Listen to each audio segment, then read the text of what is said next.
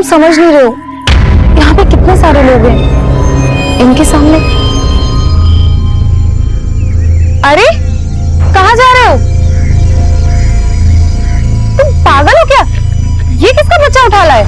इसमें किसी का बच्चा नहीं है। देख देख, खाली है। खाली है तो फिर हमारे किस काम का? वहां भी तो बेकार ही पड़ा था, कम से कम हमारे इसके तो काम आएगा।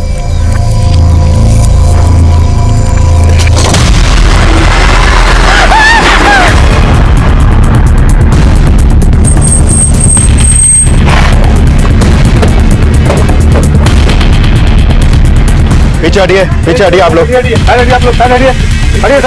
साइड। सर हम झूठ नहीं बोल रहे, ये प्रेम वहाँ लवारिस पड़ा हुआ था। सोने सर, दोनों का फोन नंबर और एड्रेस लो। सर, लाश का सर गायब है और बॉडी को कई टुकड़ों में काटकर इन बच्चों के कपड़ों में भरा गया है और फ्रेम के निचले वाले हिस्से में डालकर बॉडी को यहाँ पे डंप किया गया। सर, बॉडी को यहाँ गार्डन में लाकर डंप किया गया तो किसी ने तो देखा होगा। सर गार्डन और गार्डन के आसपास कहीं कोई सीसीटीवी नहीं है, लेकिन लोगों से पूछताछ चल रही है, शायद किसी ने कुछ फिटनेस किया हो। बॉडी को पोस्टमार्टम के लिए भेजिए। हो गया। नमस्कार, आदाब। मैं inspector Adil Khan, crime petrol Dastak में आपका स्वागत करता हूं। मैंने अपने करियर में कई मर्डर केसेस सॉल्व किए, लेकिन यह केस काफी लिहाज से अलग था। लाश को ठिकाने लगाने के लिए कोई प्रेम का इस्तेमाल करे, ऐसा मैंने पहले कभी नहीं देखा था। और जो लाश हमें मिली थी वो मंजू शर्मा नाम की एक लड़की की थी।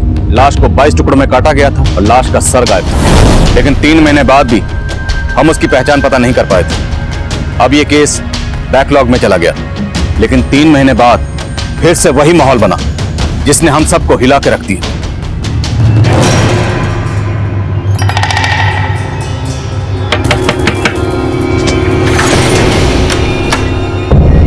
नमस्ते भाई साहब, ये ना बच्चों के कपड़े हैं जी, एक से एक वैरायटी है जी मेरे पास, देखो आप। नहीं हमें नहीं चाहिए। अरे भाई साहब एक ले लो ना, सुबह से ना बौनी तक नहीं हुई है जी मेरी। देखो तो सही कितने सोने कपड़े हैं।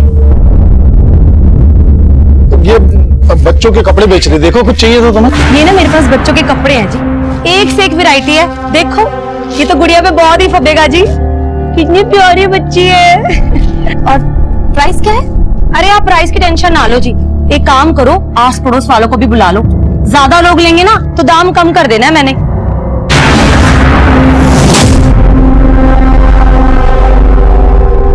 ये देखो जी बहन जी, एक से एक वैरायटी है मेरे पास।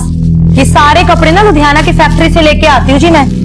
ये कपड़े अगर आप मॉल में जाओगे ना 10 गुना ज्यादा रेट पे मिलेंगे आपको।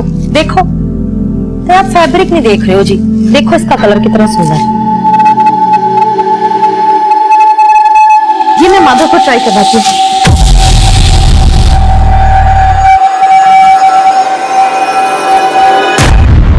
बेटा मैं रोटी और ला रहा हूँ। अरे परवीना भाभी, आपने तो पूरा मार्केट लगा दिया आज। अरे बहन जी तुसी भी देखो ना कितने सोने सोने पीस है ये। हाँ।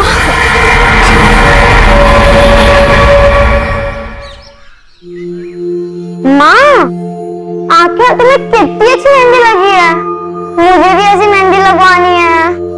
दीदी स्कूल में मेहंदी लगवाना अलाउड नहीं है, टीचर डांटेगी। समर वेकेशन आ रही है तो मैं मेहंदी तो लगवा ही सकती हूँ, क्यों मम्मी? बिल्कुल बेटा, चलो आप जल्दी करो। माधव जल्दी ही लेट हो रहे हैं स्कूल के लिए। चाबी ले ली तुमने?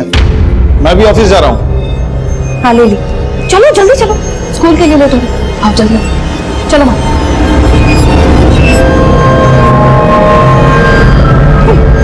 आराम से।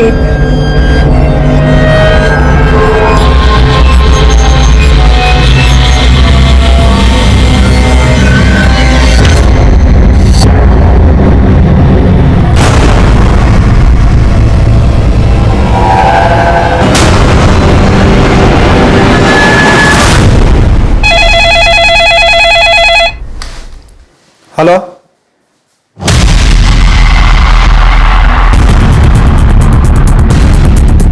चेक करो। सर, वो लावारिस बैग पड़ा देखा तो यहाँ के लोगों ने कंट्रोल रूम में फोन किया। हमने चेक किया तो देखा ये बैग लाश के टुकड़ों से भरा पड़ा है। सर ये देखिए, हाथों में मेहंदी लगी है, पक्का ये लाश किसी औरत की है, लेकिन सर इसका सर गायब है। 3 महीने पहले हमें प्राइम में जिस औरत की कटी हुई लाश मिली थी उसका भी सर गायब था। सर मॉडस ऑपरेंडी सेम है, लेकिन हम उस औरत की पहचान पता नहीं कर पाए थे। और यहाँ भी क्रिमिनल ने इस औरत की पहचान पता करने का कोई क्लू नहीं छोड़ा।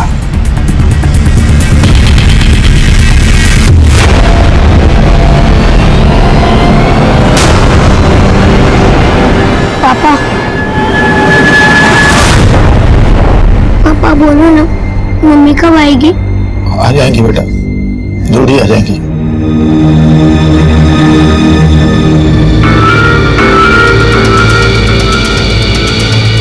सर बॉडी को कई टुकड़ों में काटा गया है और सिर भी गायब है। सर 3 महीने पहले जो लाश हमें प्रेम में मिली थी उसको भी कई टुकड़ों में काटा गया था। उस बॉडी का और इस बॉडी का काटने का पैटर्न बिल्कुल सेम है। किसी छोटे हथियार से धीरे धीरे रेत कर काटा गया। यानी इस औरत का किलर और उस औरत का किलर एक ही हो सकता है जिसकी लाश हमें 3 महीने पहले मिली थी। एब्सोल्युटली। एक्सक्यूज मी, बोले यादव। सर साईनगर थाने में प्रमिला नाम की एक औरत की मिसिंग कंप्लेंट फाइल हुई थी। सर कंप्लेंट उसके पति गोविंद ने दर्ज करवाई थी। इस गोविंद को बॉडी की शिनाख्त के लिए बुलाओ। Okay sir.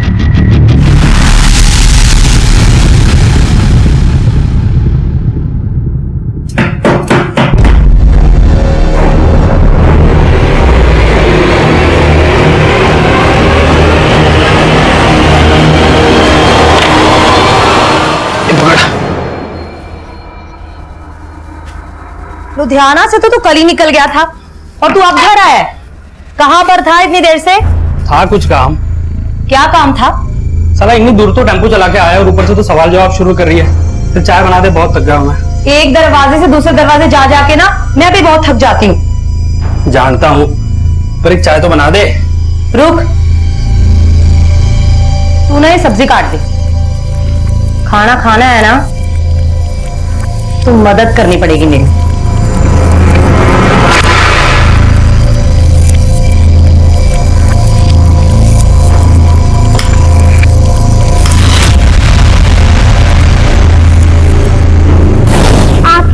कितनी अच्छी मेहंदी लगी है, मुझे भी ऐसी मेहंदी लगवानी है।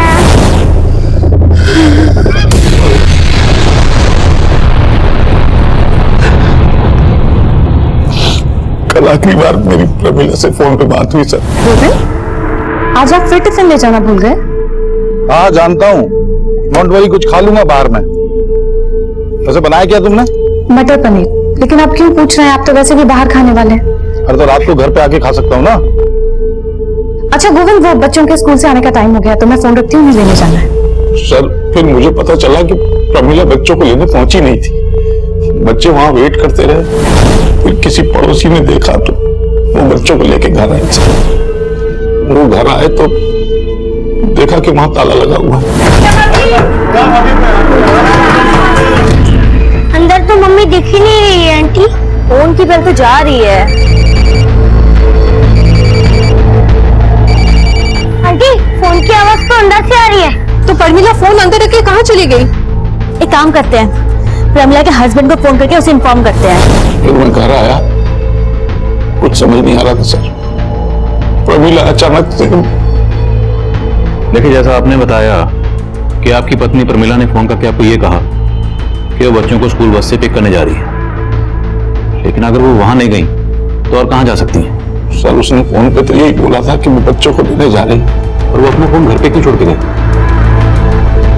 सर हो सकता है उसे लगा हो कि बच्चों को लेके वापस आना, तो छोड़ दिया। देखिए, अगर ऐसा है तो आपकी पत्नी के साथ जो भी हुआ वो आपके घर से लेके उस रास्ते के बीच में ही हुआ जहां पर स्कूल बस आपके बच्चों को ड्रॉप करती है। आपके बच्चे कहां?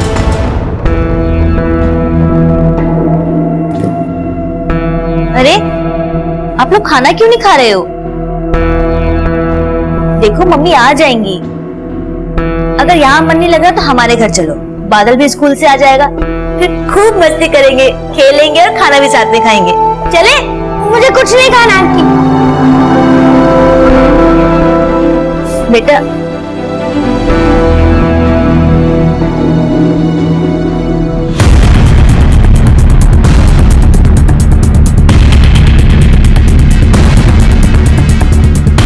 सर मैंने उस दिन दोपहर को प्रमिला को देखा था, वो कहीं बाहर जा रही थी।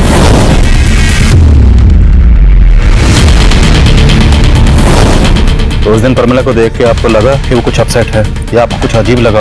नहीं सर, ऐसा कुछ भी नहीं लगा, क्योंकि वो हर रोज बस स्टॉप जाती थी बच्चों को लेने। बेटा अब बड़े हो ना, समझदार हो, भाई को समझाओ ना। मम्मी आ जाएगी जल्दी। पापा पापा मम्मी कहाँ है? मम्मी आएंगी बेटा, मम्मी आ जाएंगी। आप सर, ये हमारी पड़ोसी। मैं मेघना। मैं विद्या। बेटा कौन से स्कूल में पढ़ते हैं आप लोग? सर ये 3rd में है, ये 4th में। कविन जी, देखिए आपकी पत्नी की लाश यहां से 10 किलोमीटर दूर सिंगुजा में मिली। आपको किसी पर शक, किसी से कोई झगड़ा या दुश्मनी? नहीं सर, ऐसा तो कुछ समझ नहीं आ रहा। प्रमिला जी वर्किंग थी या हाउसवाइफ? सर थी तो हाउसवाइफ, लेकिन साथ साथ में शेड्यूल की मेंबरशिप ले रखी थी। शेड्यूल मतलब? Schedule enterprises sir, beauty product बनाते हैं ये लोग। तो प्रमिला आसपास पड़ोस में और रिलेशन में ये प्रोडक्ट बेचती थी।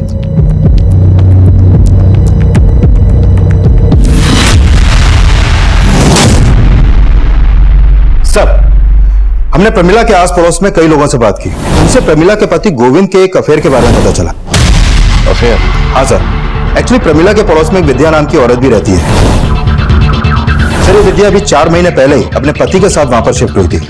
इसका पति ऑफिस टूर पे ज्यादातर बाहर ही रहता है सर, और इस गोविंद का इस विद्या के घर में काफी आना जाना है। सर गोविंद और विद्या का पक्का अफेयर था, तभी तो प्रमिला को शक था गोविंद पर। शक? सिर्फ शक ही नहीं था सर, गोविंद और प्रमिला का तो आए दिन इसी बात पर झगड़ा होता रहता था। और सर प्रमिला के दोनों बच्चों को बस स्टैंड से विद्या ही घर लेकर आई। और विद्या का गोविंद से अफेयर है।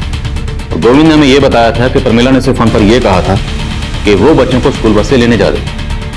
लेकिन हो सकता है कि प्रमिला ने गोविंद को ऐसा कुछ कहा ही ना हो, बल्कि इस गोविंद ने खुद प्रमिला को कहीं बुलाया और उसका कत्ल कर दिया। बुलाओ इन दोनों। Okay sir.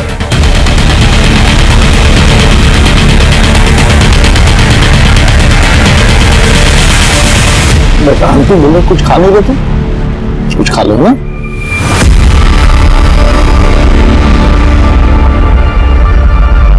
गोविंद जी आपको हमारे साथ थाने चलना होगा, और विद्या जी आपको भी। मुझे क्यों? थाने चलिए, बताते हैं। मेघना जी बच्चों का ख्याल रखना।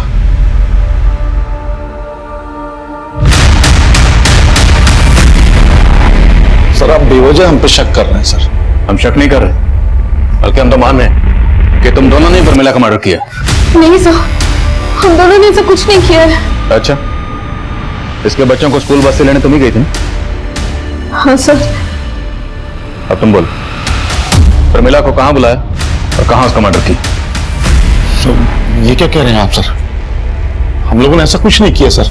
सर मैं अपने बच्चों की कसम खा के कह रहा हूं, नहीं किया सर कुछ भी। सर मानते हैं हमारा रिश्ता गलत है, लेकिन प्रमिला के मर्डर से हमारा कोई लेना देना नहीं है सर। हाँ सर।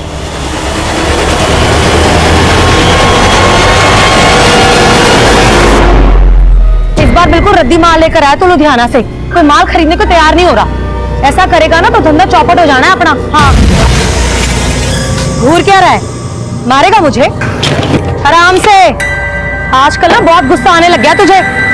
ठीक से रख सामान, काम में दिमाग लगता नहीं है तेरा बस।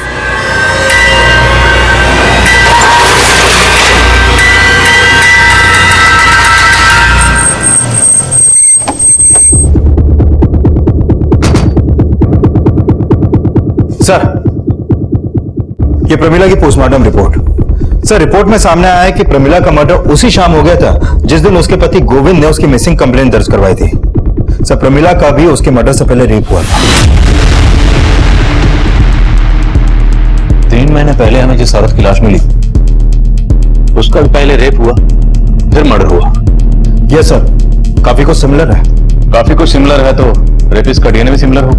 डीएनए मैच करो। ओके सर जिस दौरान प्रमिला गायब हुई थी उस वक्त विद्या अपने घर पे नहीं थी और गोविंद भी अपने ऑफिस में नहीं था। इस विद्या और गोविंद की एक्टिविटी सस्पिशियस लग रही। मजिस्ट्रेट साहब से गोविंद की डीएनए लेने की परमिशन लो। Right sir. सर प्रमिला के कॉल रिकॉर्ड में एक नंबर सस्पिशियस मिला है। पिछले काफी समय से प्रमिला के शंकर नाम के एक आदमी से बातें होती थी। लेकिन सर इस शंकर का नंबर अभी बंद है। कौन है Shankar? Sir Shankar Cheryl enterprises में एरिया मैनेजर था और प्रमिला भी पहले वहीं की मेंबर थी।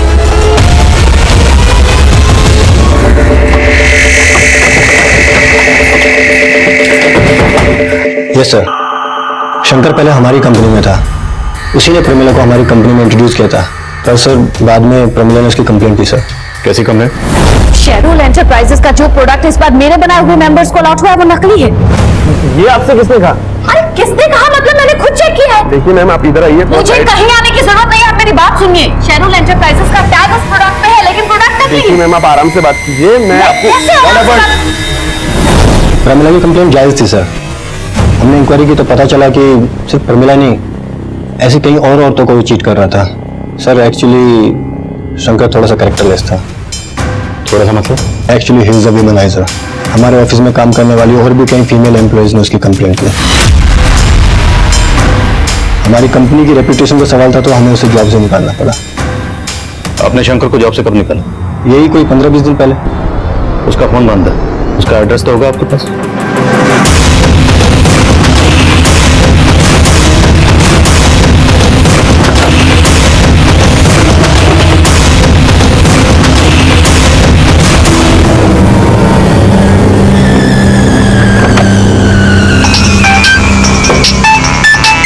हाँ विकास।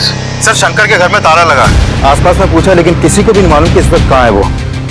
अब गोविंद और विद्या के अलावा ये शंकर भी हमारा सस्पेक्ट है। इस शंकर के लिए लुकआउट नोटिस जारी करो। नमस्ते जी, मैं शंकर शिरू ब्यूटी प्रोडक्ट से। मैंने आपको कॉल किया था ना? जी जी, आइए प्लीज। Thank you.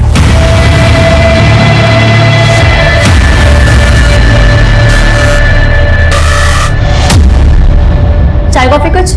नहीं शुक्रिया, आप आइए ना, बैठिए। 2 मिनट में मैं आपको स्कीम समझा दूंगा। आइए, पहले ना आप मेरी स्कीम सुन लीजिए और बस थोड़ी सी इन्वेस्टमेंट है और आप घर बैठे बहुत पैसे कमा सकती है। पर कैसे?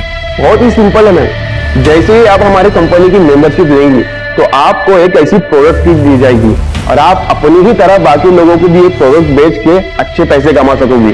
और हाँ मैम, हमारे कंपनी से आपको अच्छे बेनिफिट्स भी मिलेंगे और अच्छी मार्जिन भी मिलेगी।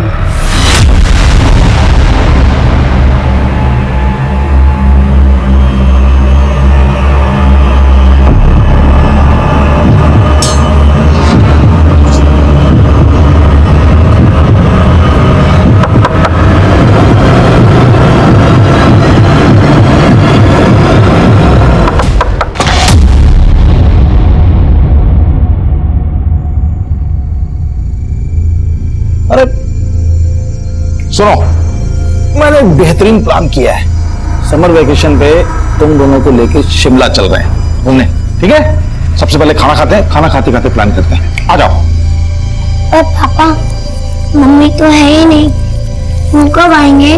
मम्मी आ जाएंगी बेटा, उससे पहले आ जाएंगी ना। झूठ बोल रहे आप, अब वो नहीं आएंगी क्योंकि आपने उनको मार डाला है। क्या बोल रही हो तुम? किसने कहा तुमसे ये? सब ये कहते हैं कि आपने और विद्या आंटी ने मिलकर मम्मी को मार डाला। झूठ बोलते हैं सब बेटा, ऐसा कुछ नहीं किया। आप झूठ बोल रहे हो। अब आप हम दोनों को भी मार डालोगे ना? बेटा ऐसा मत बोलो। मुझे ऐसे बात नहीं करनी। चलो अब। तृप्ति, माधव, बेटा तृप्ति, बेटा बेटा दरवाजा खोलो तृप्ति। माधव,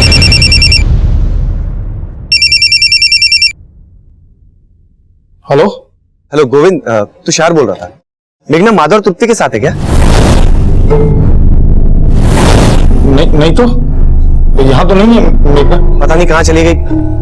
उसकी शॉप भी बंद है, फोन भी नहीं लग रहा उसका। गोविंद, मैं माधव को थोड़ी देर तुम्हारे यहाँ छोड़ दूं क्या? मैं उसकी मम्मी को ढूंढ लूंगा जब तक। हाँ छोड़ दो।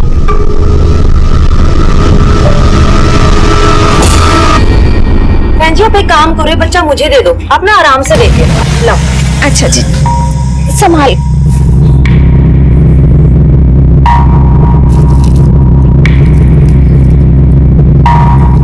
डिजाइन कुछ खास नहीं है, आपके पास कोई और कलेक्शन है? जी कलेक्शन तो बहुत है मेरे पास, लेकिन वो क्या है ना, जल्दबाजी में मैं लेके नहीं आ पाई। आप ना एक काम करो, आप ना मेरे गोदाम में आ जाओ, वहां ना आपको बहुत सारी वैरायटी देखने को मिलेगी जी। और बहन जी आपका गोडाउन कहाँ है? आप एक काम करो, पेन और पेपर ले आओ, मैं गोडाउन का एड्रेस लिख के दे देती हूँ आपको। अभी राइट। हाँ।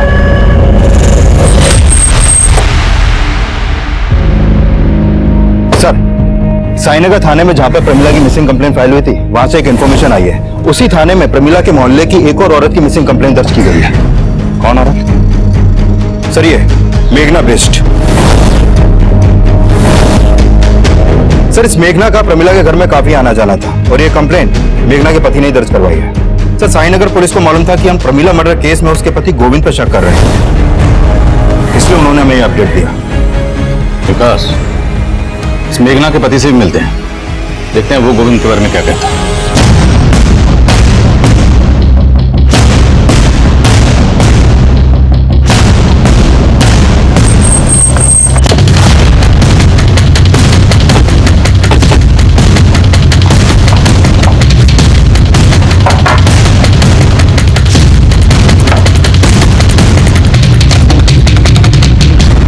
साईनगर थाने की पुलिस भी मुझसे विद्या और गोविंद के बारे में पूछ रही थी, क्योंकि उनको डाउट था कि प्रमिला के मर्डर में उन दोनों का हाथ हो सकता है। लेकिन मेरी बीवी को लगता था कि प्रमिला के मर्डर में गोविंद और विद्या नहीं हो सकते।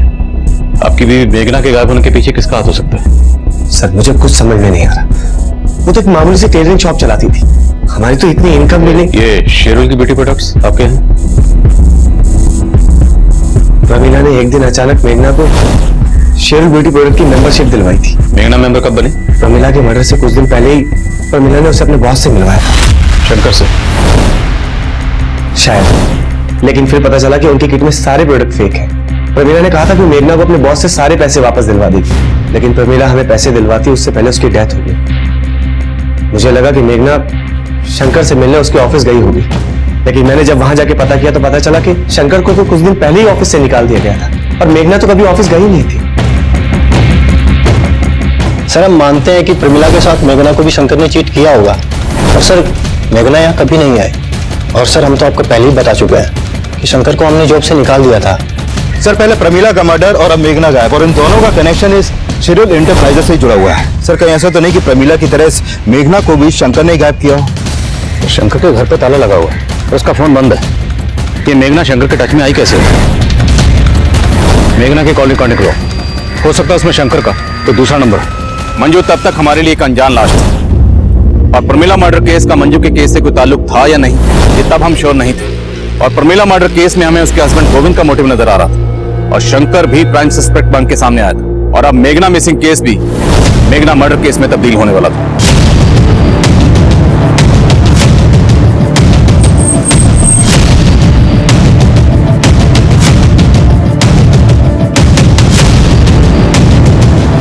सर, इस औरत की बॉडी को भी चॉप करके डंप किया गया, इसका सर भी गायब है। कहीं ये मेघना तो नहीं?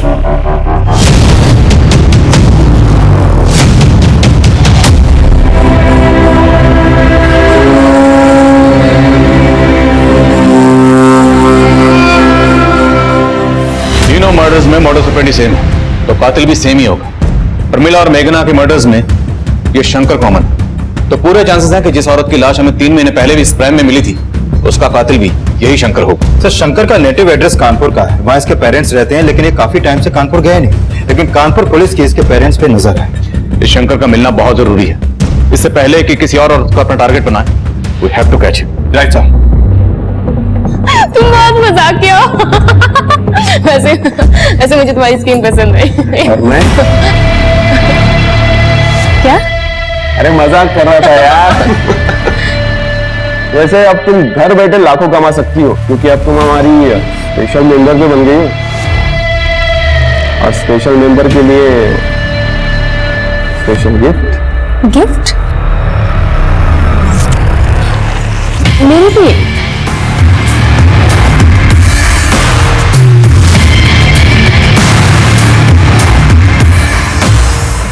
Thank you.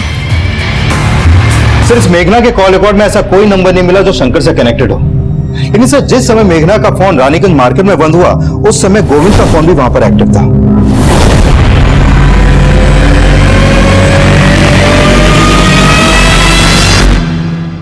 दीदी, पापा झूठ नहीं बोल रहे, वो उनसे बहुत प्यार करते हैं, और अब बिना वजह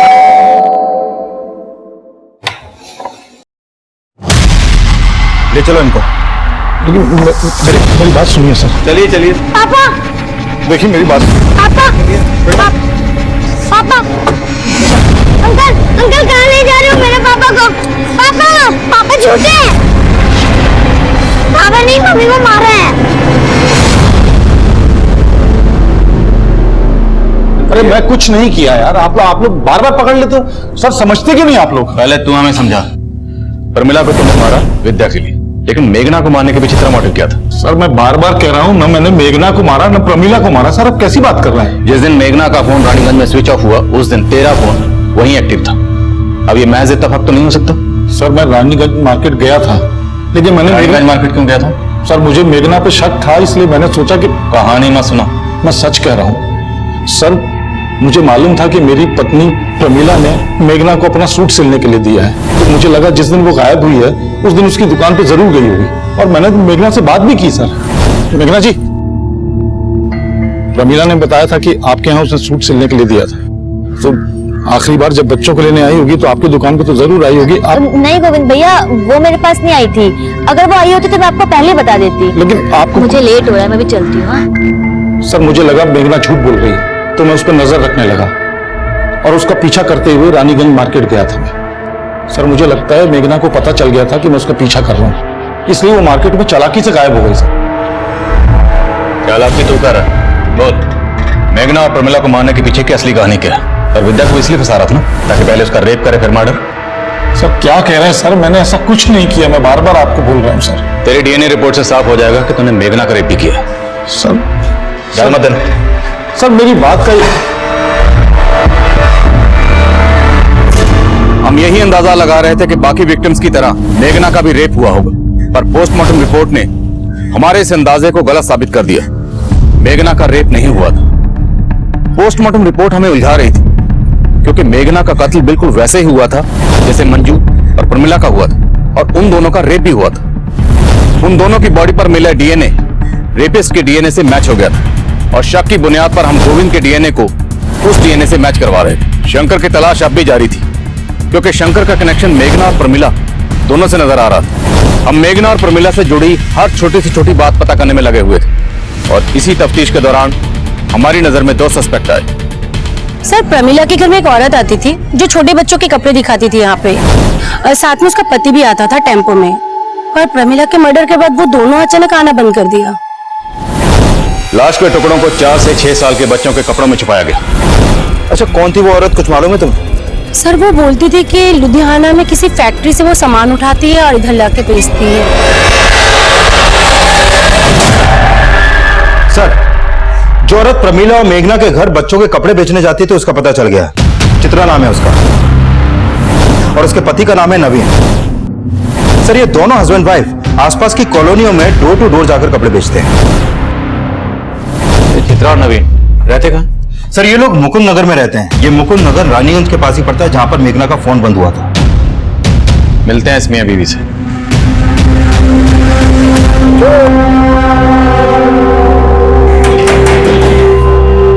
जी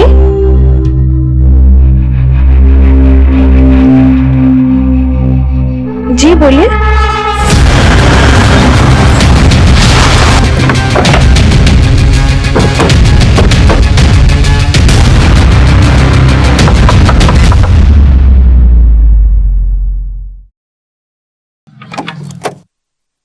चित्रा जी चेक करो सब्जेक्ट। अरे सर ये सब आप क्या कर रहे हैं? मिलेगा चेक कर। अरे मेरे घर में इस तरीके से छानबीन क्यों कर रहे हैं सर? अभी पता चलेगा। सुना तो डोर टू डोर जाकर डिलीवरी नहीं करती, कस्टमर को अपने डोर तक भी बुलाती। कितनी औरतों को बुलाया अभी तक? सर ये आप क्या कह रहे हैं, मुझे कुछ समझ में नहीं आ रहा है। सब समझ में आ जाएगा। ये कपड़े तूने बेचे हैं ना? नहीं सर ये कपड़े मैंने किसी को नहीं बेचे जी। अच्छा तब तो तू इस आदमी को भी नहीं जानती होगी। नहीं सर मैं इस आदमी को भी नहीं जानती। तेरा पति कहाँ है? जी वो तो लुधियाना गया हुआ है। झूठ बोलती है? मैडम जी मैं झूठ नहीं बोल रही हूँ, सच बोल रही तेरे हूँ। पति का फोन नंबर और टेम्पो का नंबर बोल। ठीक है सर जी। सर चित्रा के पति नवीन का नंबर अभी रानीगंज में एक्टिव है। और उसकी बीवी बोली थी वो लुधियाना गया। उसके फोन की एग्जैक्ट लोकेशन ट्रैक करने के लिए कहो और बोलो तुरंत मेरे फोन पे भेजें। सर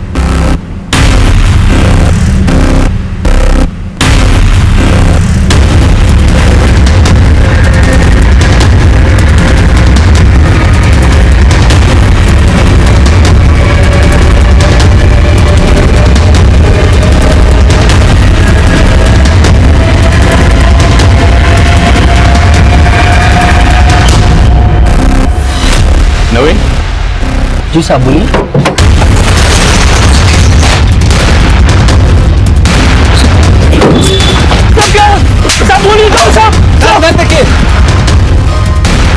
ये देखिए सर,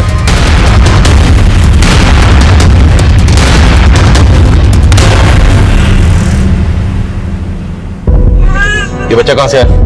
साहब मुझे नहीं पता है बच्चा मेरे टेम्पो में कैसे आया साहब। तो औरतों का रेप और कत्ल करने के साथ साथ बच्चे भी चुरा के बेचता है। साहब मैं सच बोलता हूँ, पता नहीं बच्चा कैसे आया टेम्पो में साहब। साहब यकीन मानिए मैंने कुछ नहीं किया साहब। तू जो करता तेरी बीवी भी जानती है ना? सीधा सीधा बोल वरना उधेड़ के रख देंगे। साहब मैं लुधियाना जा रहा था, वो रानीगंज मार्केट से गारमेंट वाले का पेमेंट उठाना था इसलिए मैं वहां रुक गया। आप चाहे तो पता कर सकते हैं। ये ऐसे नहीं माने, उधेड़ ऐसे बोल। साहब मैंने कुछ नहीं किया साहब। साहब मैंने कुछ नहीं किया। साहब मैंने कुछ नहीं किया। साहब सर इस नवीन को बहुत तोड़ा, लेकिन वो किसी भी मर्डर में अपना हाथ होने से इनकार कर रहा है। और मैंने कंफर्म किया कि वो आज वाकई में रानीगंज के गारमेंट शॉप से अपना पेमेंट लेने गया था। मुझे सर नवीन की बीवी चित्रा ने उस बच्चे को आइडेंटिफाई किया है जो उनके टेम्पो में मिला था। उसने बताया कि वो बच्चा उसकी एक कस्टमर अनुषा का है। लेकिन सर चित्रा इस बात से खुद हैरान है कि बच्चा उसके पति नवीन के टेम्पो में कैसे पहुंचा। अनुषा, पता करो ये अनुषा कहाँ रहती है। सर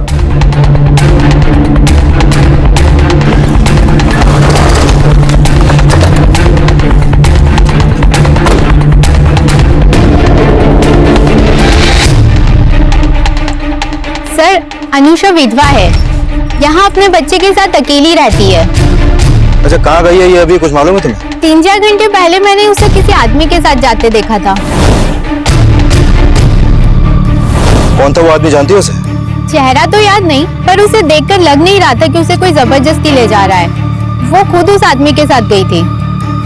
अच्छा, इस अनुषा का नंबर है तुम्हारे पास?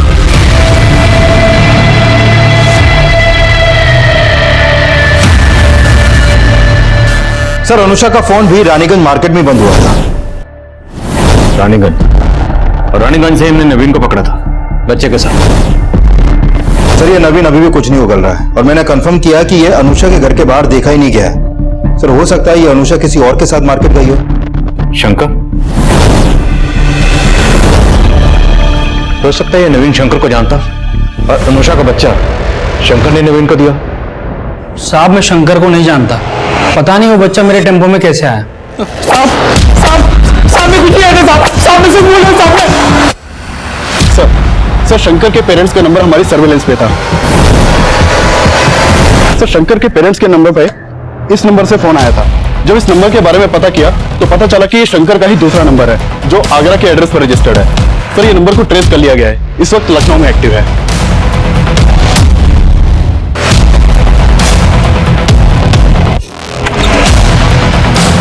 शंकर कहाँ? क्या बात है सर? क्या करो? अरे बात क्या है? अंदर चेक करो, सब जगह चेक करो। क्या कर रहे हैं ये?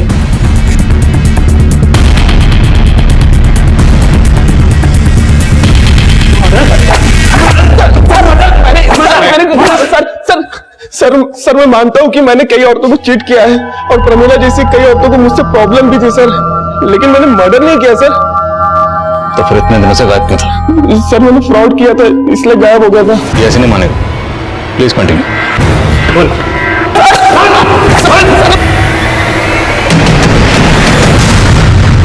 तृप्ति बेटा चुपचाप क्यों बैठी हो?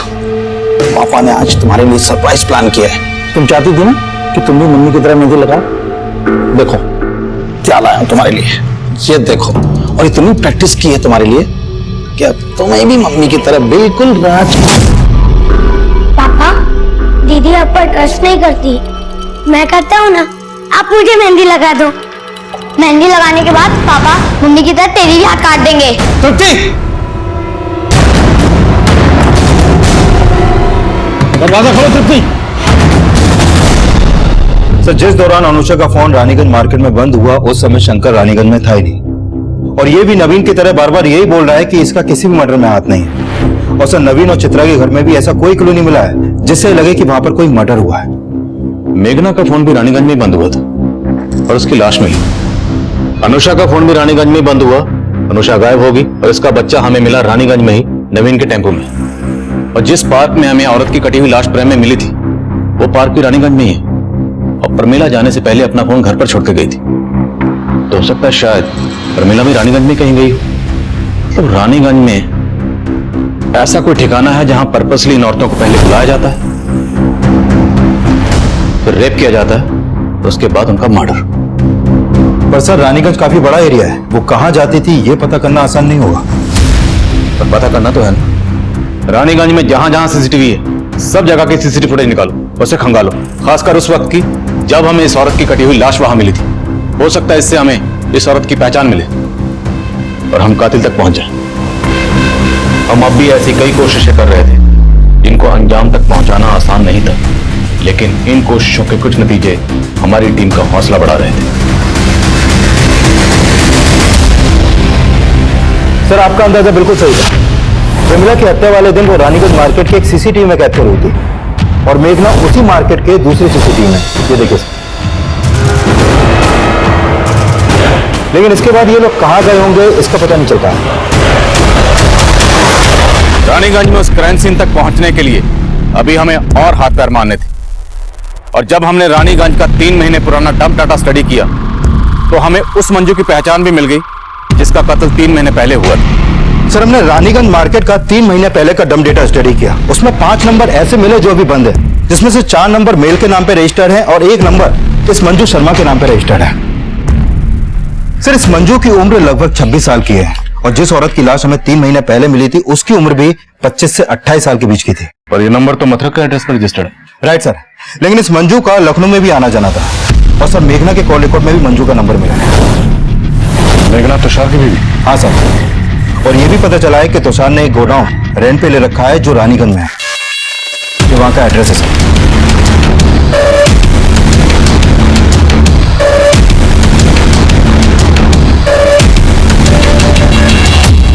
साला सारा कसूर मेरी खोपड़ी का है। सेक्स के सिवाय मुझे कुछ दिखता ही नहीं। बागपत में इसी आदत ने 2 औरतों को मरवा दिया था मुझसे। मेघना को मुझ पर शक होने लगा तो मैंने उसे ऐसा घुमाया कि वो मुझ पर विश्वास करने लगी और मेरे साथ यहाँ लखनऊ शिफ्ट हो गई। यहाँ पर उसने सिलाई की दुकान खोली और रानीगंज में गोडाउन भी ले लिया। मंजू मेघना की कजन थी और जब मंजू यहाँ से मथुरा वापस लौट रही थी तो वो मेरा पहला टारगेट बना। हाँ बेटा मैं छोड़ दूँ, मुझे सिर्फ 2 मिनट का काम है, फिर मैं तुम्हें बस स्टॉप पे छोड़ दूंगा। ठीक है।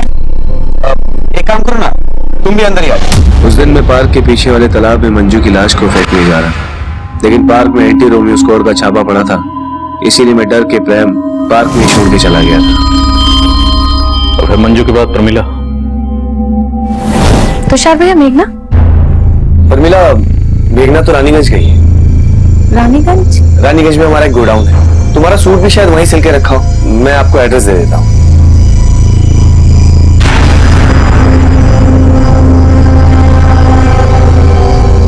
मंजू और प्रमिला के मर्डर के बाद मेघना को मुझ पर शक होने लगा, इसलिए मुझे उसे भी रास्ते से हटाना पड़ा। इसलिए बहाने से मैंने उसे गोडाउन पर बुलाया और फिर मेघना के मर्डर के बाद मैं डर गया था कि मैं फंस जाऊंगा, इसलिए खुद को बचाने के लिए मैंने एक तरफ शंकर का नाम लिया, दूसरी तरफ मैं नवीन और चित्रा के लिए गड्ढे खोद रहा था। पहले भी मैंने उन्हें रानीगंज में देखा था, उनका घर गोडाउन के बिल्कुल नजदीक था। और फिर एक दिन मैंने प्रमिला के घर उनको देखा।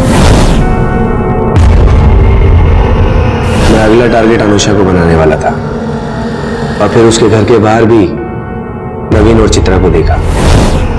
मैंने सोचा कि अगर मैं अनुषा के साथ कुछ भी करता हूं तो नवीन और चित्रा को फंसा के खुद को बचा सकता हूं, इसीलिए पूरी प्लानिंग के साथ मैं अनुषा के घर पहुंचा।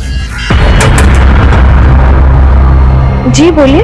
आप चित्रा के गोडाउन में कपड़े देखने के लिए आने वाले थे ना? हाँ। लुधियाना से नया स्टॉक आ गया। मैं अनुषा को बहाने से गोडाउन में ले गया, पहले रेप किया और फिर मर्डर करके उसके शरीर के टुकड़ों को फ्रिज में रख दिया।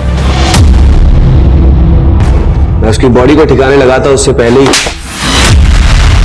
तुषार एक के बाद एक जुर्म किए जा रहा था और हैरान करने वाली बात यह थी कि तुषार की पत्नी मेघना को अपने पति के इन जुर्मों की हर मोड़ पर दस्तक मिल रही थी, लेकिन उसने इस दस्तक को नजरअंदाज किया। उसकी कजन मंजू पिछले 3 महीने से गायब थी और उसे यह भी अंदाजा था कि हो सकता है मंजू का कत्ल उसके पति तुषार ने किया, लेकिन फिर भी उसने इस बारे में पुलिस को कुछ नहीं कहा, जिसका नतीजा यह निकला कि मंजू और प्रमिला के कत्ल के बाद तुषार का वो घिनौना राज मेघना के कत्ल की दस्तक बन गया।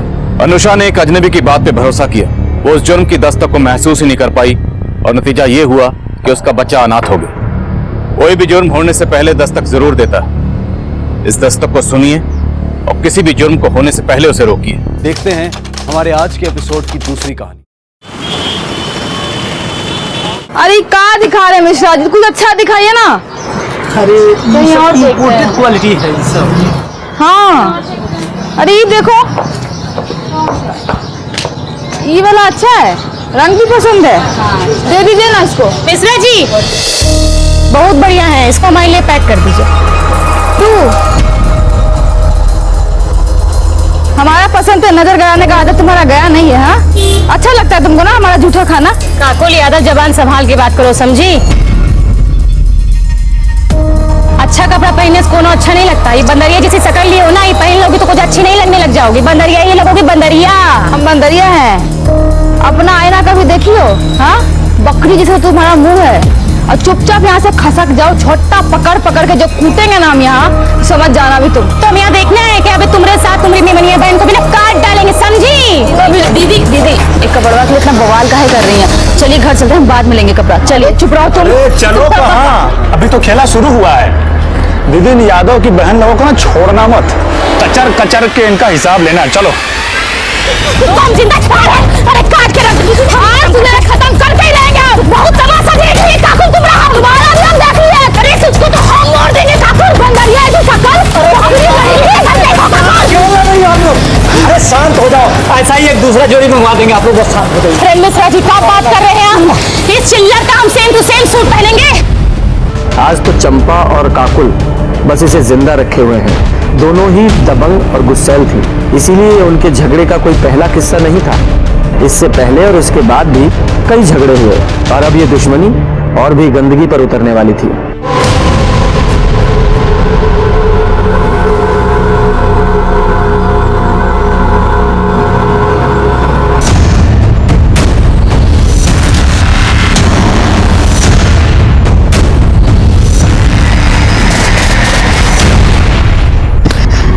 अम्मा उस साली काकुल सरपंच के लिए फॉर्म भरी है। हम चाहते थे कि पिताजी के बाद तुमको सरपंच के लिए खड़ा करेंगे, पर हमको पता है कि उस साली काकुल तुमको कहीं टिकने नहीं देगी। यही मारे अम्मा हम सोच रहे हैं कि इस बार इलेक्शन के लिए हम खड़ा होंगे। उसका सारा जमानत हम जब्त करा लेंगे। ऐसी हार हरवाएंगे ना तुमको कि मुंह दिखाने के लायक नहीं रह जाओगी काकुल तुम।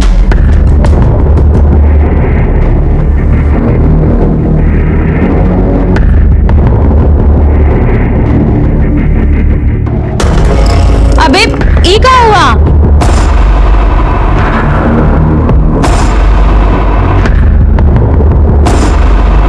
देखो दीदी, हमारा दिमाग पहले से बहुत खराब, ज्यादा बकैती करके ना और ज्यादा चौपट मत करो। अरे बस घर ही में शेर बने रहना, बाहर तो तुमसे मच्छर भी नहीं मारा जाता। क्या हुआ ये सब बताओ, कैसे हुआ है? अरे वो रास्ते में ककोलिया मिल गई थी।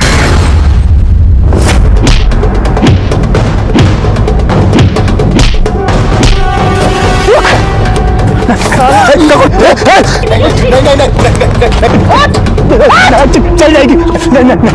अब ये अगर खोपड़िया में उतार दे तुम्हारा। अरे रे रे रे रे रे रे रे रे, ये तो कांप रहा है। एक और मार इसको, हमारी तरफ से नामर्द कहीं का। तू काकुलिया तुमको डांटी और तुम पैजामा में मुंह दिए। अबे सिंह परिवार का मर्द हो। अरे हम क्या करने दीदी, उसके हाथ में तमंचा था।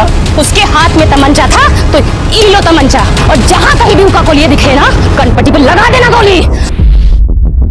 बहुत सही किया बिटिया, बहुत सही किया। हमको लाश है तुम्हारी दबंगई पे। अरे बेटा नहीं हुआ तो क्या हुआ, हमेशा की तरह सरपंच का इलेक्शन यादव परिवार से ही जीतेगा। वो तुम होगी। अरे बाबूजी, आपका आशीर्वाद रहा ना तो इस बार पक्का बनेंगे।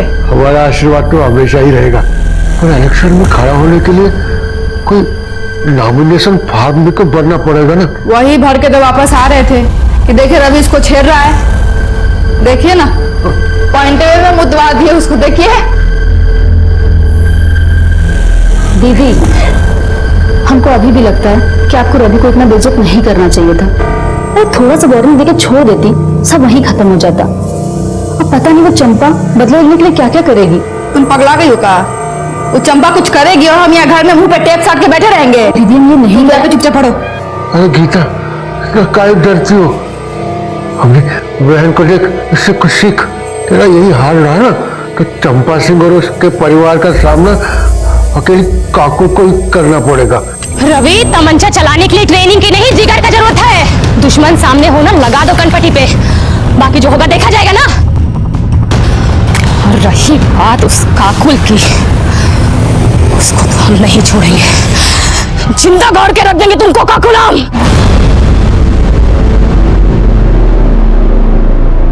किसे बनाए? आज हम बहुत खुश थे बाबूजी, इससे बनाए हैं। नहीं तो रोज तो गीता के हाथ का फीका खाना ही खाना पड़ता है आपको। ये लीजिए।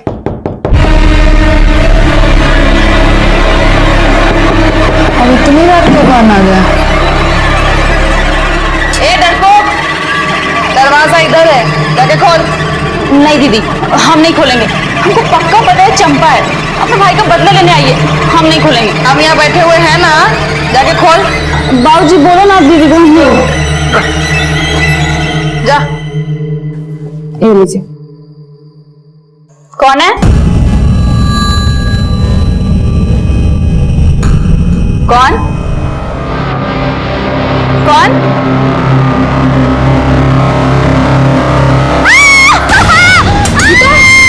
गीता?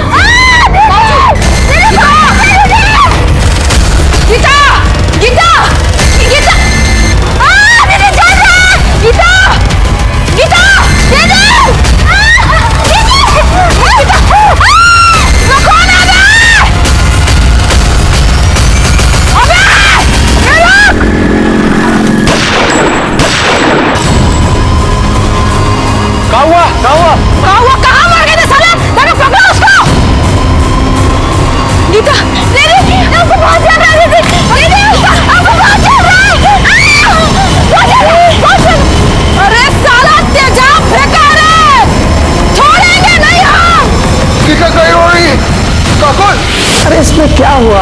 अगर तुमने 10 फॉर्म भरे और उनमें से किसी में कुछ नहीं हुआ, है?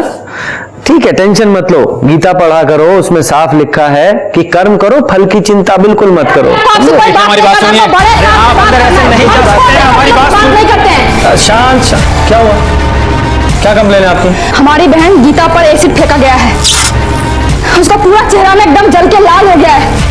हमको पता ही चंपा करवाई, अगर आप कुछ करते हैं ना तो ठीक है, तो उसको तो हम जान से मार ही देंगे। देखिए देखिए, शांत रहिए और तमीज में भी, ये पुलिस स्टेशन है, तुम्हारा मोहल्ला नहीं है। आप ना हमको जानते नहीं है, इसलिए अपना जो ज्ञान दे रहे हैं ना, देना बंद कीजिए। अरे चुप रहिए विजय, आप शांत हो जाइए, बैठिए और पानी पीजिए। हमको कोई पानी वानी नहीं पीना है, लीजिए। हम बैठ गए, बोलिए। तो तुमने कहा है कि चंपा ने तुम्हारी बहन पर एसिड अटैक करवाया है, उसकी क्या दुश्मनी है तुम्हारी बहन से या तुमसे? साहब, ये यादव और सिंह परिवार की पीढ़ियों से चलती आ रही दुश्मनी है। शुरू से ही गांव के सरपंच या तो ई कंकुआ के परिवार से बनते हैं और या फिर वो चंपा के परिवार से, बस इसी बात को लेकर झगड़ा रहता है। काकी, ये भी तो बताओ ना, सिंह परिवार का एक भी सरपंच आज तक गांव वालों के लिए कुछ नहीं किया, सारा पैसा अपना पॉकेट में रख के निकल लिया। अच्छा, तो सिंहासन का झगड़ा है। देखो, ये झगड़ा ना रामायण और महाभारत काल से चला आ रहा है, सब लोग देखते हैं, सुनते हैं, पढ़ते हैं, पर अमल कोई नहीं करता। तो तुम्हारी दुश्मनी उस चंपा से नहीं, उसके परिवार से है। ये कही बात है इंस्पेक्टर साहब, और इसीलिए उसने तुम्हारी बहन पे एसिड अटैक करवाया। इसीलिए नहीं, उसका जो निकम्मा भाई है ना रवि, हमारी बहन गीता के साथ जबरदस्ती कर रहा था। क्या कर रहे हो? तुमको नहीं पता क्या कर रहा है? हम चिल्लाएंगे, सबको बुला लेंगे। छोड़ो हमको। चिल्लाओ, हमको तो और मजा आएगा। साला हमारी बहन पे हाथ डालेगा तू? मजाक नहीं दिखाएगा? रुक तू, रुक। हम धर लिए, खूब सबक सिखाए सबके सामने। ये जो खड़े हैं ना, इनको सहेट के 2 चट्टा मारो और जितना चाटा मारोगे ना उतना पैसा देंगे। चलो। अरे रे रे रे खट्टा मारते से सहेट के मारो ना एकदम। चलो। ये तो तुम्हारा झगड़ा चंपा से नहीं उसके भाई से हुआ? झगड़ा पूरा सिंह परिवार से है और आज से नहीं है, कब से है। और चंपा से ना हमारा झगड़ा एक बार नहीं हुआ है, 1000 बार हुआ है। और पहली बार उससे हमारा झगड़ा 6 महीना पहले हुआ था, जब हम बाबूजी से मिलने जेल गए थे। वो भी वहां आई थी किसी से मिलने के लिए। एक्सक्यूज मी, पीछे हटो, यहाँ टप्पा लगाओ, ये लो। ए, बाबूजी का ब्याह हुआ है का? हाँ, पीछे जाने तो दो कंटाप के पीछे खींच के। अबे तुम तो खालती बोलती रहती हो, हम तुमको देंगे। और उस दिन जो लड़ाई शुरू हुआ ना, आज तक खत्म नहीं हुआ है वो। और कितनी बार तो जबरदस्ती झूठ मूठ कर लड़ी हो हमसे। हम कोई कम थोड़ी है, ईंट का जवाब ना पत्थर से दिया उसको। जो कुछ भी किया ना आज तक एकदम सीना ठोक के सामने से किए। उसी तरह नहीं रात के अंधेरे में ऐसी भगवाई। गीता कहाँ है? बेटा बहुत बुरा हुआ तुम्हारे साथ। अच्छा एक बात बताओ, जिसने तुम पर एसिड फेंका तुमने देखा था उसे?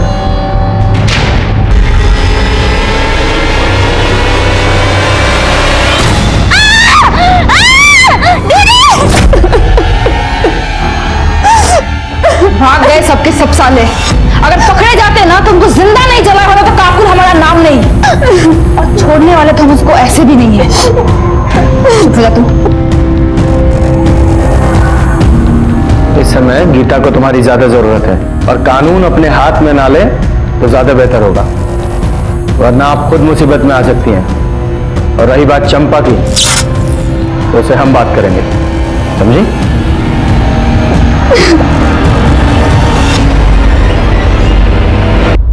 सर अभी चंपा के घर चलना है क्या?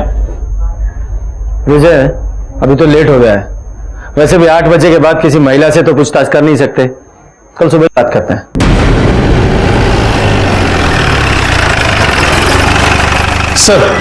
सर गीता की फॉरेंसिक रिपोर्ट। सर रिपोर्ट के मुताबिक गीता पर एसिड फेंका गया था। एसिड कहां से आया था और किसने फेंका था यह अभी तक पता नहीं चल पाया है। और सर काकुल के पड़ोसियों का कहना है कि उन्होंने एक आदमी को भागते हुए देखा था, लेकिन उसका चेहरा नहीं देख पाए थे क्योंकि उसने अपने चेहरे पर गमछा बांधा हुआ था। कोई क्लू ही नहीं मिल रहा है। और ये चंपा और काकुल एक दूसरे से इतनी नफरत करती हैं, ऐसा लगता है कि पूरे गांव को जलाकर राख कर देंगी। हमको तो ये समझ में नहीं आ रहा है कि हम आपसे बात क्या करें भाई। सभी कुछ तो साफ साफ दिख रहा है ना कि गांव का चुनाव नजदीक है और गांव के लोगों का सहानुभूति पाने के लिए वो ककुलिया खुद अपनी बहनियत पे जात फितवाई है और इल्जाम हम पे लगा दी है ताकि गांव के लोगों का वोट उसको मिले, हमको नहीं।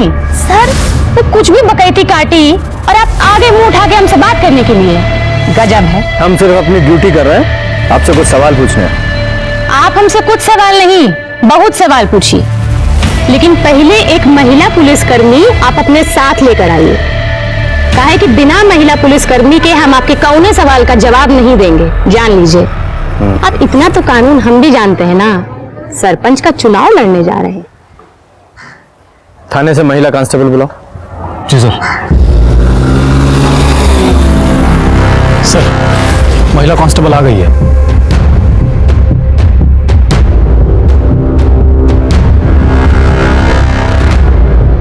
हाँ तो चंपा जी। 1 मिनट सर। रवि जरा हमारी पूछताछ का वीडियो बनाओ ना।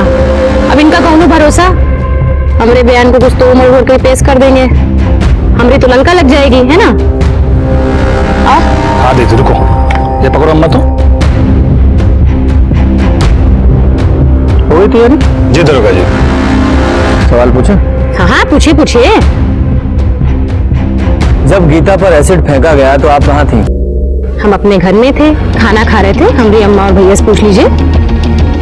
गीता पर एसिड किसने फेंका? हमको कैसे पता होगा किसने, काहे, क्यों एसिड फेंका? गजब बात कर रहे हैं। आपको नहीं पता लेकिन आपको कोई अंदाजा है? नहीं हो सकता है कि काकुल और गीता से किसी का झगड़ा हुआ हो या फिर गीता के साथ किसी ने बदतमीजी की हो और बदला लेने के लिए एसिड फेंक दिया गया। देखिए सर, घुमा फिरा के बात करना हमको आता नहीं। अगर हमरे खिलाफ कोनो सबूत है ना तो उसको पेश करिए। अब ऐसा तो नहीं है कि काकुल कुछ भी बोलेगी और हम मान लेंगे। वो कहेगी हम अपराधी हैं, तुम अपराधी हैं, और आप चले आएंगे, उसकी बात सुन के हमको हथकड़ी लगाने आ गए। देखिए, आप सर से तमीज से बात कीजिए, वरना क्या जबरदस्ती कबूल करवाओगे? हैं? हम जानते थे तुम लोग ऐसा ही करोगे, यही मारे हम वीडियो निकलवा रहे हैं। देखो ऐसा है,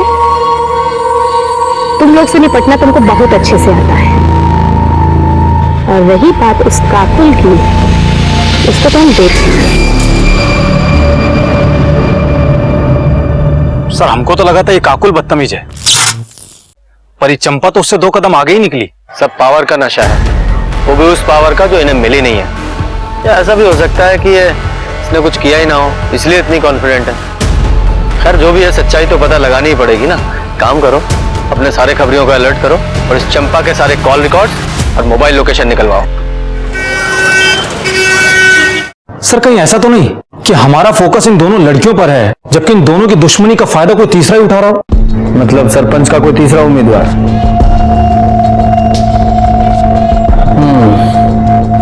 पॉसिबल तो है। चेक करो, कोई ऐसा एंगल है क्या? Yes sir. और सर चंपा के बारे में एक इंफॉर्मेशन मिली है। सर 6 महीने पहले चंपा ने एक रिपोर्ट लिखवाई थी कि उसके साथ में रेप हुआ है। रेप एक्यूज्ड का नाम संजय झा है, और सर संजय झा भी जेल के अंदर है और उसका ट्रायल शुरू होने वाला है। और सर ये संजय झा कोई और नहीं बल्कि काकुल का बॉयफ्रेंड है।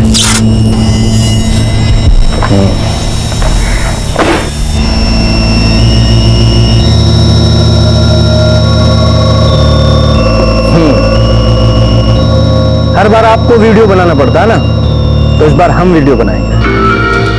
बुझे? सर आप लोग वहां क्यों खड़े हैं? आइए बैठिए। 2 गवाह भी चाहिए ना, इसलिए।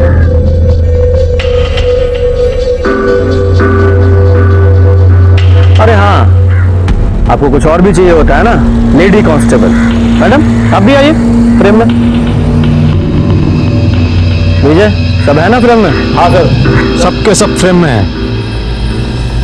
सब ठीक है? तो अब बताइए संजय झा का क्या मामला है?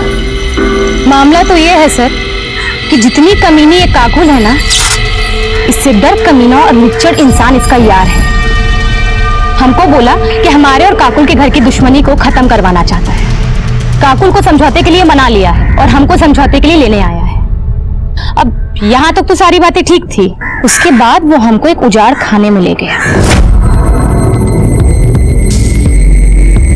अगर तुम दो हमको बोले कि हमको काकुल बुलाई है, तो यहाँ तो कौन है नहीं।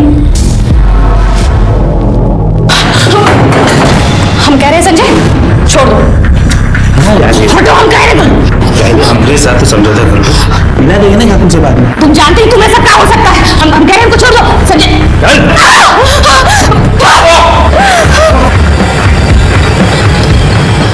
अबे संजय, तुम जानते नहीं हो तुम किससे पंगा लिए हो। मार डाले जाओगे और मार के काट डाले जाओगे, समझे?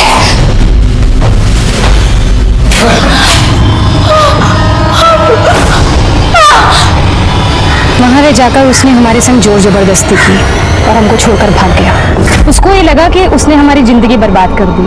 हम घर जाके रोएंगे, टूट जाएंगे, और पुलिस के पास जाने के लिए तो हम सोचेंगे भी नहीं, पर ऐसा कुछ नहीं हुआ। हमने पुलिस के पास जाने का तय किया, और आपको मालूम है जिस दिन हम रिपोर्ट लिखवाने जा रहे थे ना, उस दिन हमको धमकी भी आई थी, पर हम डरे वरे नहीं, सीधा वो अंदर। दोषी साबित हुआ है वो, अगले महीने उसकी पेशी। ये संजय कौन सी जेल में? पटना। जी। अरे साहब आप जानते नहीं हो चंपा को, बहुत ही घात चीज है वो। झूठा आरोप लगा के हमको अंदर करवाई है साहब। मतलब तुम वहां चंपा को काकुल से मिलाने नहीं लेके गए थे? वहां क्या साहब, हम उसको कभी कहीं नहीं लेके गए। उस घर में भी उसी ने हमको बुलाया था कि वो काकुल के साथ समझौता करना चाहती है, पर उसकी एक शर्त थी। वो शर्त बताने के लिए हमको वहां बुलाई थी साहब, कि हम काकुल को मना सके। लेकिन साहब जब हम वहां पहुंचे तो हमने देखा चंपा।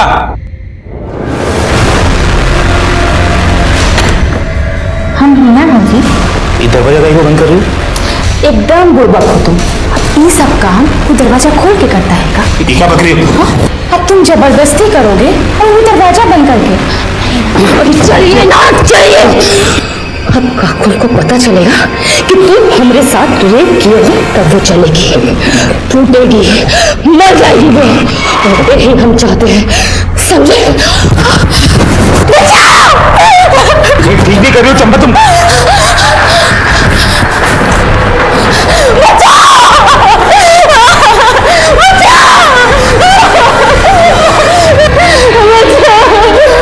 क्या हुआ?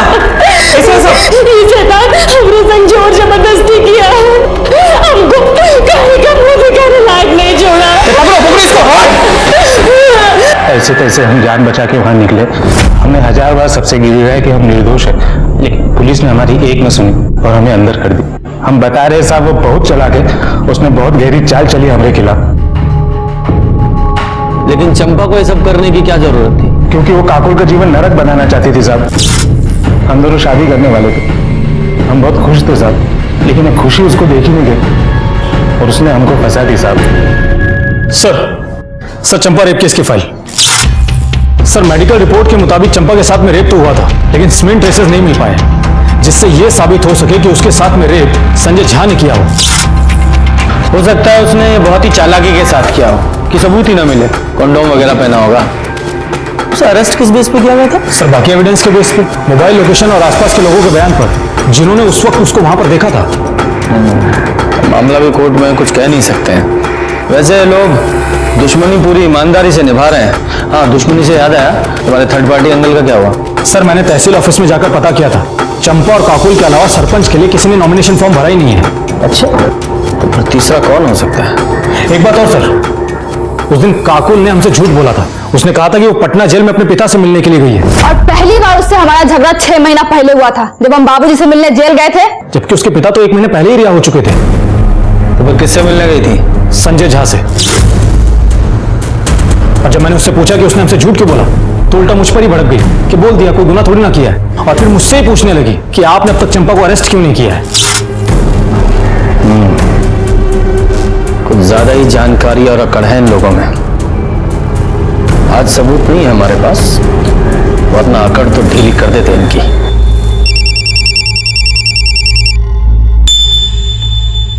हेलो, बहुत बढ़िया, लेकर आओ उसको। सर लगता है सबूत मिल गया हमको। चलो साहब आ गए, चल। सर ये मनोज महतो है। हमारे खबरी ने इसको शराब के ठेके पे बोलते हुए सुना था कि एसिड अटैक से बदला लेना बहुत आसान होता है, जिंदगी भर तक याद रखता है। हमारे खबरी ने हमको इन्फॉर्म किया और हमारी टीम इसको वहां से उठाकर ले आई। किससे बदला लेना था? साहब हमने किसी से बदला नहीं लिया और न ही हमको लेना है। तो फिर वो ठेके पर वो एसिड अटैक का क्या राग अलाप रहा था तू? साहब वो तो ऐसे ही 3-4 लोग बैठे थे, तो उनके बीच में कॉलर टाइट करने के लिए सब बोल दिए साहब। ऐसे में कुछ किया नहीं है। गीता पे एसिड अटैक क्यों किया था? कौन गीता साहब? इसका नशा ऐसे नहीं उतरेगा, अपने तरीके से को बुलवाओ। सब याद आ गया साहब, साहब याद आ गया साहब। 10,000 रुपया मिला था हमको। ऑफर किसने दिया था? चंपा सिंह ने साहब। तो ये चंपा ने गीता पे अटैक क्यों करवाया? वो साहब हमको नहीं मालूम है, हम तो सिर्फ पैसा के लिए काम किए। हम तो काकुल पे एसिड फेंकने गए थे, लेकिन गीता बाहर आ गई और रात के अंधेरे में समझ में नहीं आया, तो उसी में फेंक के भाग गए। 7 बजे गए थे ना? नहीं साहब, 9 बजे। तेरे साथ और कौन था? कोई नहीं था साहब, हम अकेले थे। और एसिड किसने दिया था? चंपा ने? नहीं साहब, हम खुद जुगाड़ किए थे। कैसे? साहब हम बिलालपुर के हैं ना, वहीं एक केमिकल फैक्ट्री में काम करते हैं, तो वहीं से थोड़ा सा चुरा लिए थे। अच्छा, कमला तुम घर का काम संभालो, हम पुलिस स्टेशन होकर आते हैं। अरे रवि बेटा जल्दी आओ, गाड़ी निकालो। हाँ मैं बस गाड़ी बांध रहे हैं, चलो।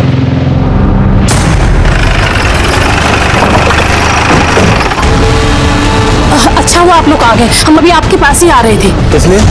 चंपा कल से घर नहीं लौटी है, किसी का फोन आया था, बोल रही थी हम आते हैं और अभी तक नहीं आई है। किसका फोन आया था? पता नहीं किसका आया था, हमको तो बड़ी चिंता हो रही है। जाओ पूरे घर की तलाशी लो। अरे तलाशी सर, कुछ नहीं मिलेगा, हम कह रहे हैं, हमारा यकीन कीजिए ना। कैसे यकीन करें? क्या पता फोन का बहाना बना रहे हो आप लोग और वो घर में छुपा के रखा उसको। चंपा को फोन लगाओ। सर अरे सर फोन स्विच ऑफ है, हम लोग कितना बार ट्राई किए, सुबह से ट्राई कर रहे हैं।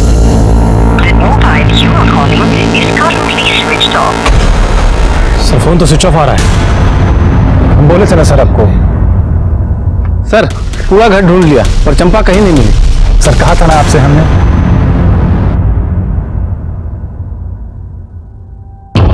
आखिरी बार पूछ रहे हैं, बता दो कि चंपा कहाँ है, वरना उसके साथ साथ तुम दोनों भी अंदर जाओगे। सर हम तो तब बता पाएंगे ना जब हमको खुद पता होगा। साहब हम सच कह रहे हैं, चंपा घर पर नहीं है, वो कल से घर लौटी ही नहीं है। हमें लग रहा था कि चंपा को किसी तरह से पता चल गया है कि उसने जिसे एसिड अटैक की सुपारी दी है वो हमारी गिरफ्त में है और उसके खिलाफ हमारे पास सबूत है, इसलिए वो फरार हो गई। उसे पकड़ने के लिए हमने पूरे स्टेट में उसके फोटो सर्कुलेट करवाए, अर्जेंट बेसिस पे उसकी सीडीआर रिपोर्ट निकलवाई, हर वो काम किया जिससे जल्द से जल्द हम उस तक पहुंच सके। हम उस तक पहुंचे भी, लेकिन उस तरह नहीं जैसी कि हम कोशिश कर रहे थे।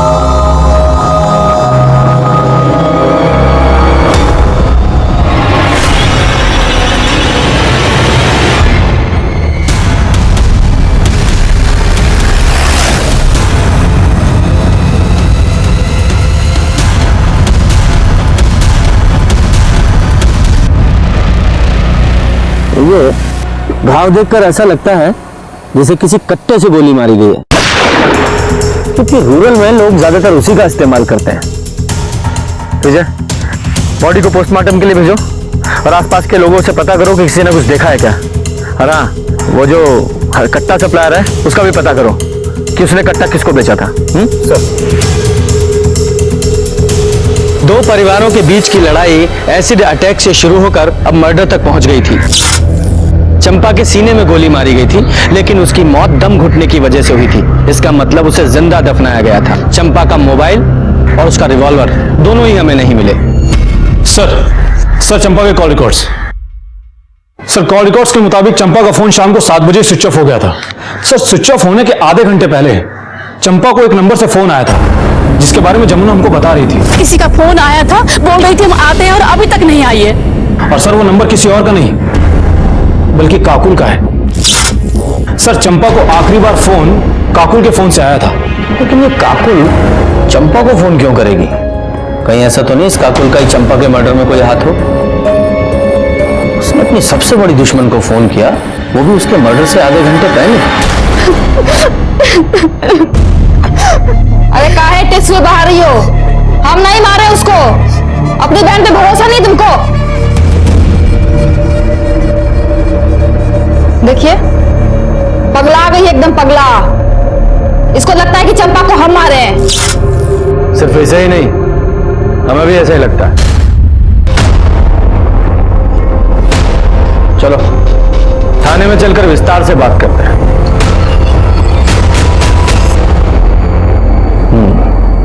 चंपा के मर्डर से आधा घंटा पहले तुमने उसे कॉल किया था, उसके बाद वो अपने घर से निकली थी, उसके बाद वापस नहीं लौटी।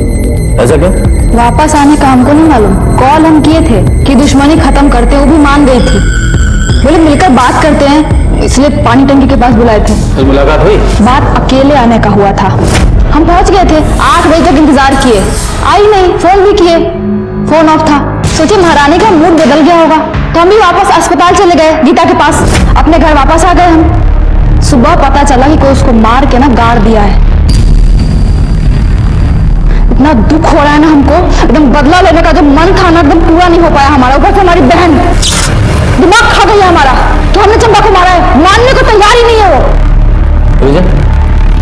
जरा पता लगाओ कि ये सच बोल रही है झूठ। क्यों झूठ बोलेंगे हम? क्यों बोलेंगे झूठ? सच बोल रहे हैं हम, सच। अगर काकुल सच बोल रही है कि उसने चंपा को नहीं मारा, तो फिर ऐसा कौन है जिसके पास चंपा को मारने का मोटिव हो? सर काकुल के कॉल रिकॉर्ड्स के हिसाब से तो वो सच ही बोल रही है, क्योंकि उसके मोबाइल लोकेशन में साफ दिख रहा है कि वो शाम को 7 बजे हॉस्पिटल से पानी की टंकी के लिए निकली जरूर थी और 7:15 से 8 बजे तक वो वहीं पर ही थी। उसके बाद में हॉस्पिटल आ गई थी और सर वो क्राइम स्पॉट के पास में भी नहीं गई जहां पर हमको चंपा की लाश मिली थी। और तभी हमें एक बड़ी लीड मिली। छपरा से 50 किलोमीटर दूर किसी केमिस्ट ने एक आदमी को बड़ी मात्रा में एसिड बेचा था, वो भी गीता के एसिड अटैक से 1 दिन पहले। इतनी खबर मिलते ही हमने उस आदमी को उठा लिया।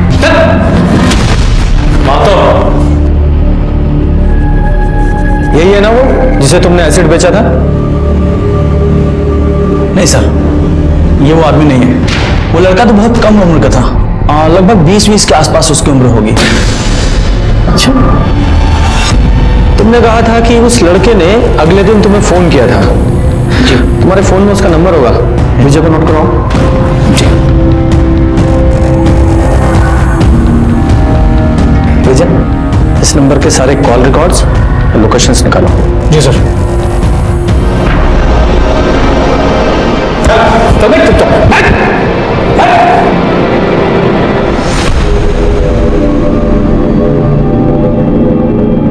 सर, केमिस्ट ने एसिड खरीदने वाले जिस लड़के का नंबर दिया था, उसका फोन तो स्विच ऑफ आ रहा है। सर, केमिस्ट ने जो नंबर दिया था उसका कॉल डिटेल्स और मोबाइल लोकेशन आने में तो अभी टाइम लगेगा, लेकिन ये पता चल गया है कि वो नंबर ललन यादव नाम के कुख्यात अपराधी का है, और सर उसका एड्रेस भी पता चल गया सर।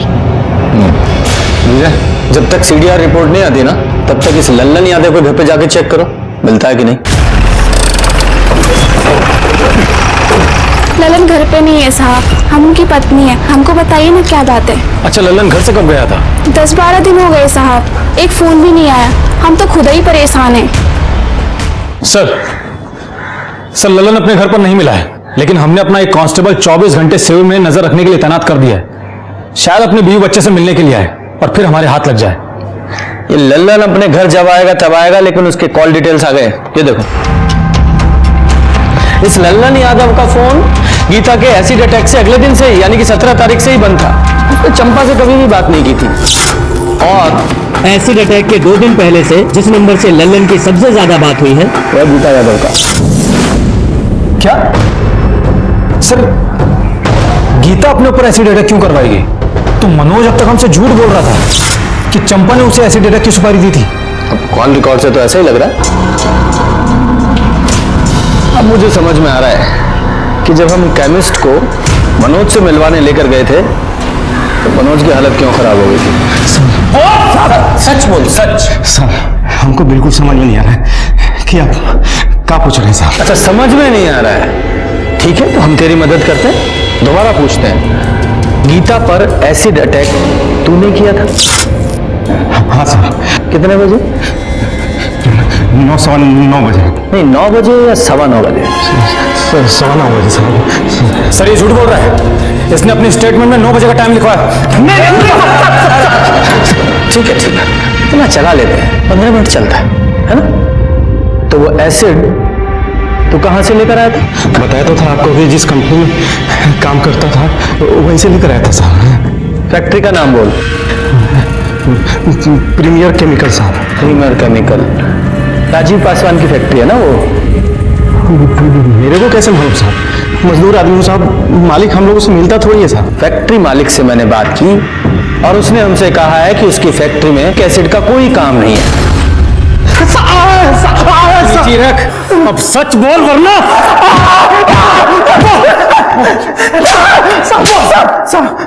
किसके कहने पर झूठ बोल रहा है? बता रहे साहब, बता रहे।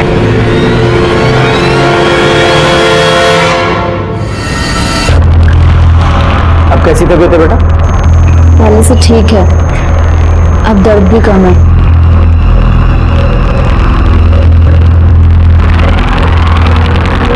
ये फोन तुम्हारा?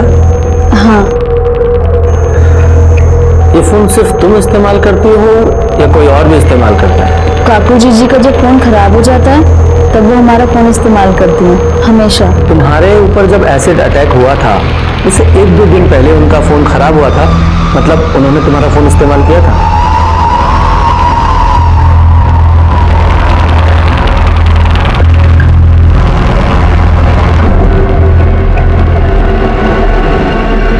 सुनो,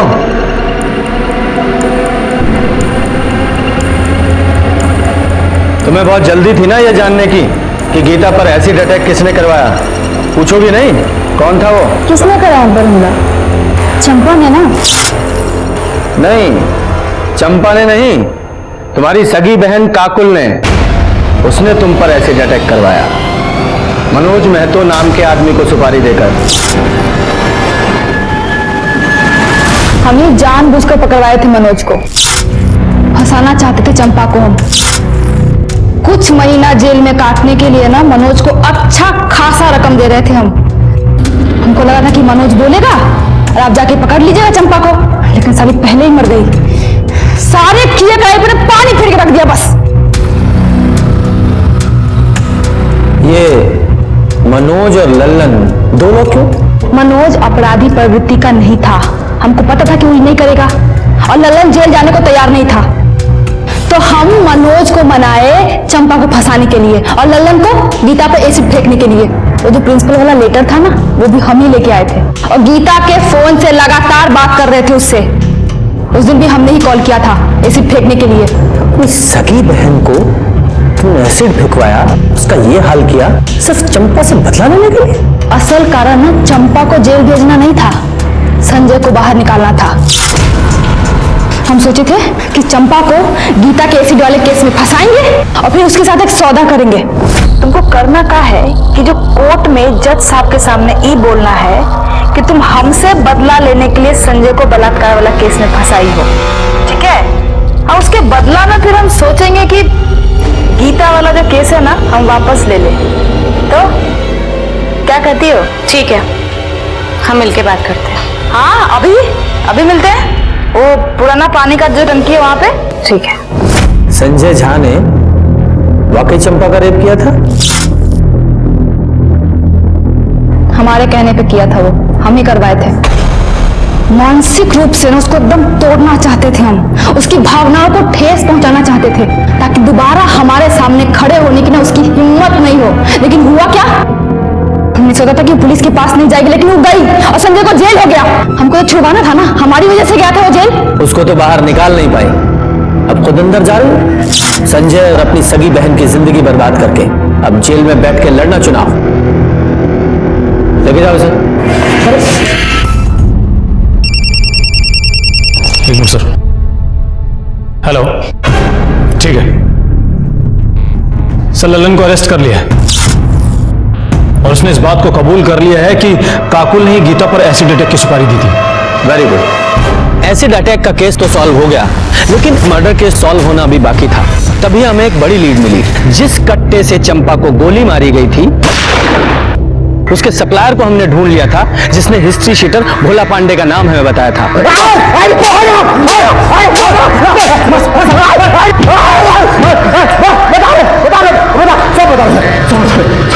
हमको चंपा को मारने का सुपारी हमको मिला था।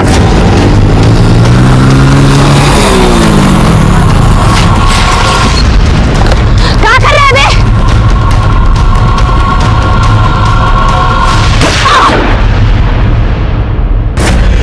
चंपा की गन और उसका फोन कहाँ है?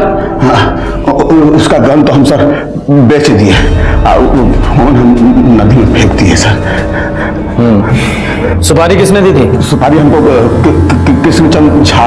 कौन किशनचंद झा? सर, किशनचंद झा तो संजय झा का बाप है, वही है ना?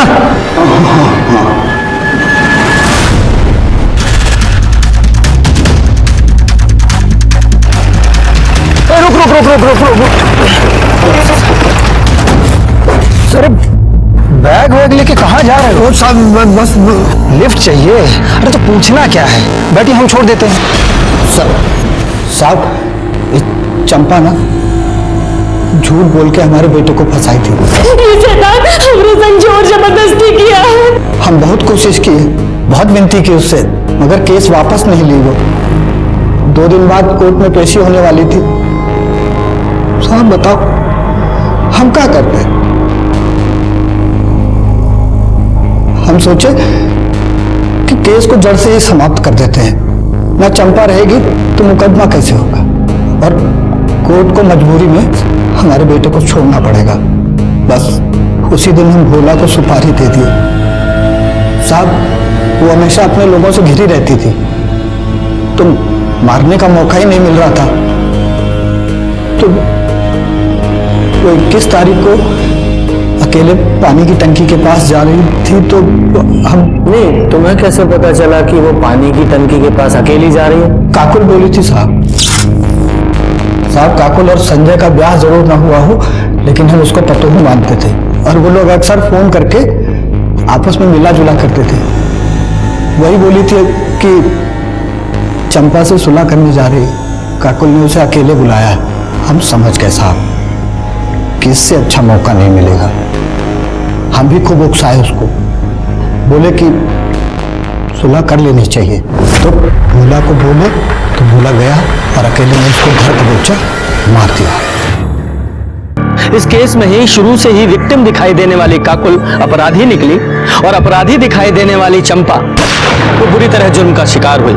इस केस में चंपा और गीता दोनों को ही जुर्म की दस्तक मिली थी, लेकिन चंपा ने इसे अनदेखा किया या फिर कम करके आंका और गीता वो देखकर भी बच नहीं पाई। जैसे कि महाभारत में देखने को मिलता है कि दुर्योधन की एक नाजायज जिद इतने बड़े युद्ध का कारण बनी कि मानो पूरा युग समाप्त हो गया। इसी तरह से इन दोनों परिवारों की झूठी खानदानी परंपरा की वजह से काकुल, चंपा, गीता, संजय झा और उसके पिता का जीवन बर्बाद हो गया। जब भी खुद पर अहंकार और दूसरों को नीचा दिखाई देने की होड़ हावी होती दिखाई दे, संभल जाएं। ये जुर्म की दस्तक हो सकती है, इसे अनदेखा ना करें। इसी के साथ मैं सीनियर इंस्पेक्टर रंजीत ठाकुर आपसे विदा लेता हूं। फिर आऊंगा एक नया केस लेकर, तब तक देखते रहिए क्राइम पेट्रोल दस्तक। मकसद बताना नहीं, बचाना है। जय हिंद। क्राइम पेट्रोल के ऐसे ही मजेदार एपिसोड्स देखने के लिए हमारे चैनल को सब्सक्राइब करें